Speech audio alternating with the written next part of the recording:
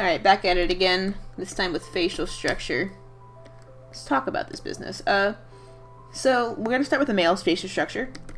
And this is, again, if you didn't see the last video on the anatomy of males and females in my cheat sheet to constructing and deconstructing that, then let me go ahead and preface this video again with a disclaimer that what I'm showing you is my personal cheat sheet that I have made after taking a few years of life drawing and a few anatomy classes. So don't skip that. If you don't have access to that right now, then you can use this for sure. But don't consider this an end-all be-all or replacement for actual instruction and actual life drawing, because nothing can replace either of those things. But with that, let's go ahead and get started.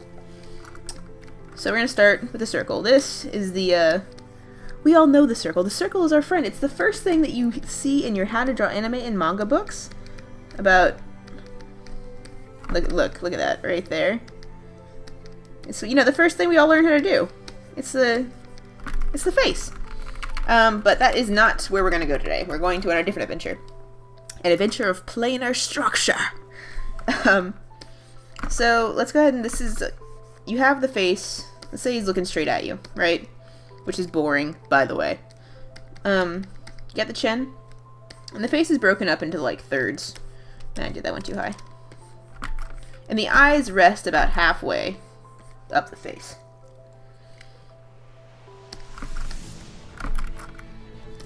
I wish I could show, I can't show you this in straight on view. Okay. This is going to be hard for me to do because I just kind of do this now. Let's go ahead. Eyebrows. Always start with the eyebrows. Fun fact. I learned that a few years ago. Eyebrows give you the basis for the brow bone and the plane that creates the brows. So let's go ahead and instead of doing straight on, I'm just going to draw half and then flip it, and you guys can laugh at how horribly asymmetrical it is. Because that's part of drawing too, flipping it over and then twinkle twinkle, and you can't draw the other eye. So. Of course, you guys know the skeleton exists, the human skeleton. Which I'm going to kind of roughen here really quick. And this is not even an accurate skeleton. My drawing professor would smack me across the face right now. Let's get the eyebrow out of there. It looks funny. Again, I've also drawn like tons of skeletons. This is not, oh wow, you're so, I've drawn so many skeletons. So yeah, you got the skeleton, right? You get skeleton buddy. And the skeleton is what creates everything that goes on top of it. It's like the basis. Look at that. Told you it'd be awful.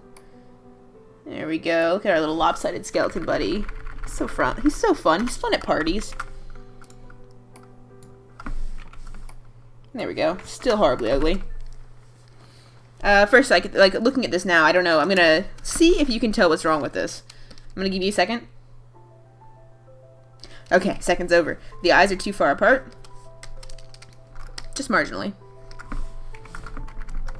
That's too close.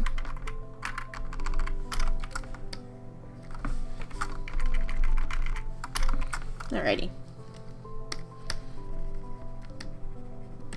And now this could be a male or female skeleton, as it is. I took one forensics class, and you would not believe the difference in skulls depending on race, gender, etc. You can actually tell what someone's race and gender was based on their skeleton skull alone, which is really interesting. Highly recommend you look into that because it affects, depending on what race you're drawing, it will extremely affect the positioning of the lower jaw and the nose relative to one another, as well as the forehead. So if you're trying to draw someone who is black versus white, like, and you give a black person a white face, a white facial structure, it's going to be really noticeable. So I really recommend you guys research that. So yeah, let's get a little skeleton here. It's a happy skeleton. Let's go ahead and hide. There we go. Less than that.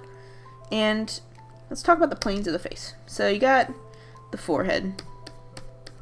And I personally like to have this end where the hairline begins up here. You got this, which is kind of like the brow line. And then you have the nose. And the nose is deceptively, like, one of the hardest things for artists to get. There's kind of this dark flat part that leads to the first plane of the nose. And I'm drawing a white male face, by the way.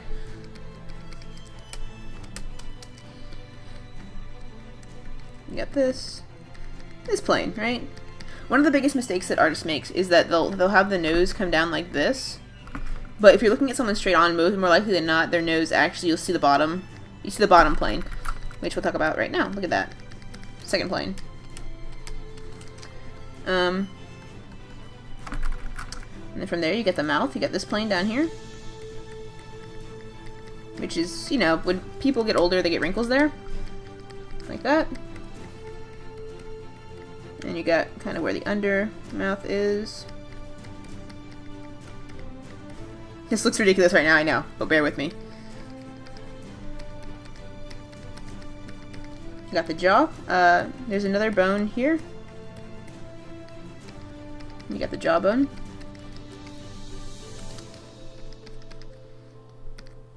You got the top of the head. Kind of looks like...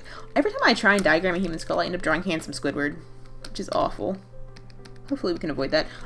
Eyes, the ear usually kind of chills. The top of the ear usually kind of chills around the eyebrows. And the bottom kind of chills around the bottom of the nose. So you got that going on. And of course you got the lips, the top and bottom lip. Make them as thin or as thick as you like. And then you have the eyeball, which chills in the skull. Then you have the eye, which goes over top of it.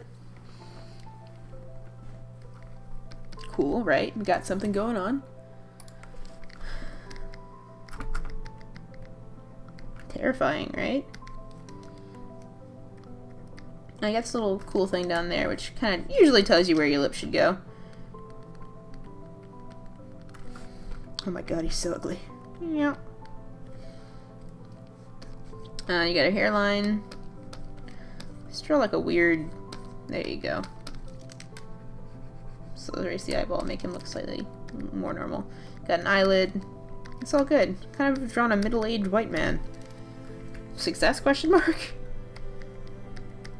It's like one of those people that used to come on in the 60s Christmas specials or something. And then, copy and pasting. Oh my god, he's cross-eyed. I warned you it'd be bad.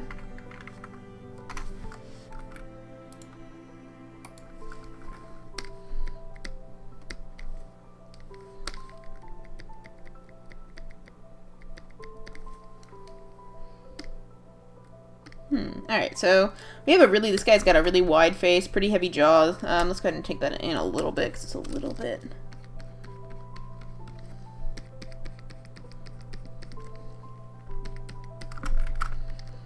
He's a buff face, McGee. Alright, so that's kind of like how the planes work, and then of course, you'd have the neck. Another mistake that a lot of artists make, they make the neck too skinny. Especially for men, it's almost the entire width of the head. Which is important. Of course, depending on the different kind of characters you draw, could be different. This is definitely also related to muscle mass. Always think to yourself, like, could the neck physically support the head?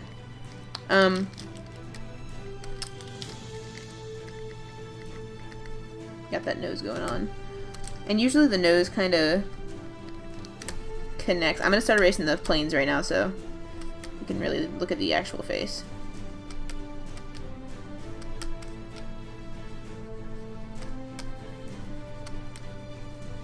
Me personally, I kind of leave those in there because they add a little bit of a rugged jaw look to the guy, but...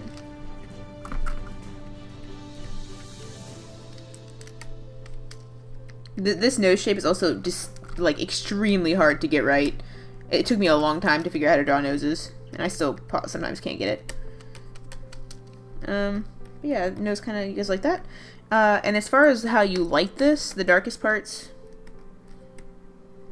Depending, of course, on your light source. Let's say you have one that's straight down from up top. Which is pretty common, considering it gives you that nice neck shadow. You got that. From the side.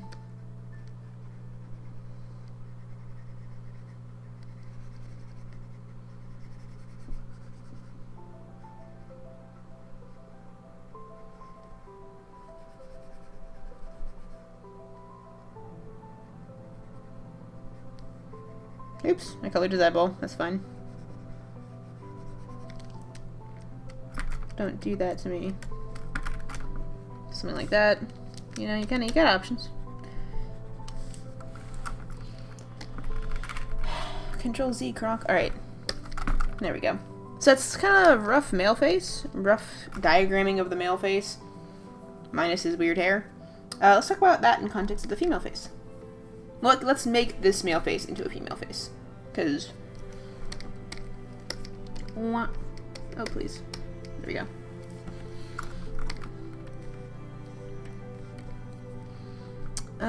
Usually forehead would be probably about the same. Less pronounced brow bone, which is hard to see in the forward view. It just depends on... Oh dear. Wrong layer. Life of the artist. Alright. Boop. So let's go ahead and start with the same exact forehead plane. Let's say probably thinner eyebrows or thicker eyebrows, depending. If you were me, then they were thicker.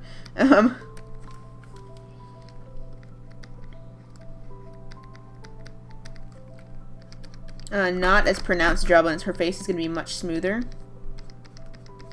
And the chin will be more narrow, most likely. Again, white Caucasian female face. Because this all changes depending on what race you're drawing. Cannot stress that enough. Let's say same nose, but more narrow nose bridge.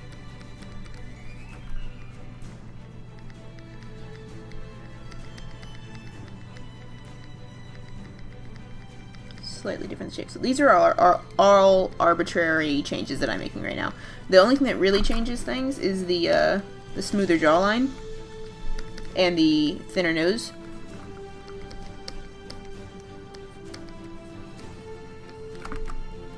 Let's copy and paste this. The same planes exist, it's just a small edit to them.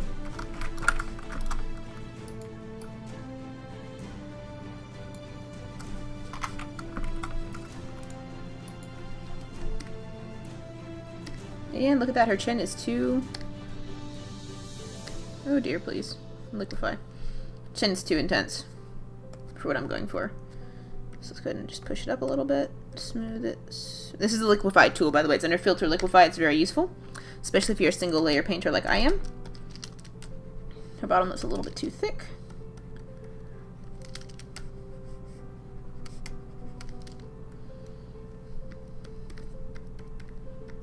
And of course, you got those under eye. Oh, her other eyebrow missing in action.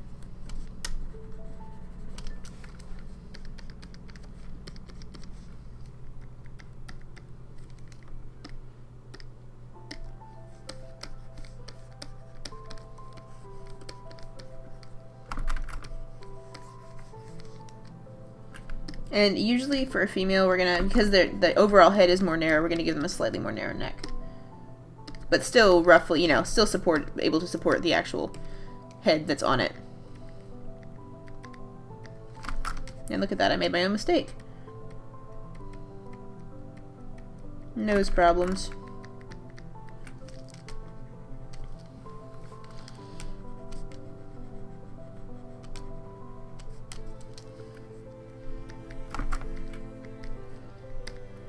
And so that's, you know, male to female head. Very similar, but slightly different in subtle ways. Let's talk about adding age, because she's pretty, she's younger, you know. But maybe I don't want her to be young, maybe I want her to be older. So, your eyes are gonna sag a little bit. Gonna get some more wrinkles, maybe some crow's feet. Remember that line I mentioned earlier? You can add that back in, because it's the, I think it's labial-nasal fold. I think.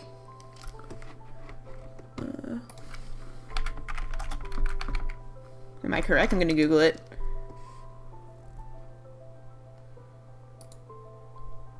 Oop, I was right. Go me. As you get older, that becomes more pronounced. Forehead wrinkles become more pronounced.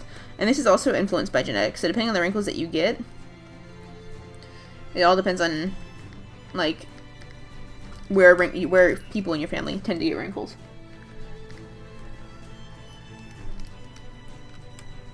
No, her other eyelid.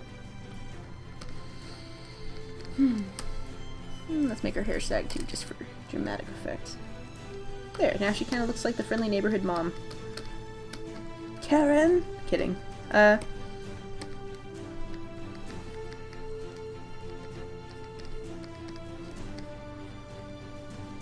neck might droop a little bit too, but it's neither here nor there. So yeah, pretty neat stuff. You have a lot of power with lines, always. So let's look at these things side by side. Big old Jock Manhead. Is that his name? No, that can be his name, his official name. And again, these are really rough, really quick. Where's my layer? There they are.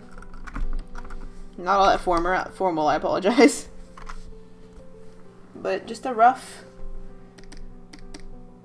how I diagram male and female anatomy differently.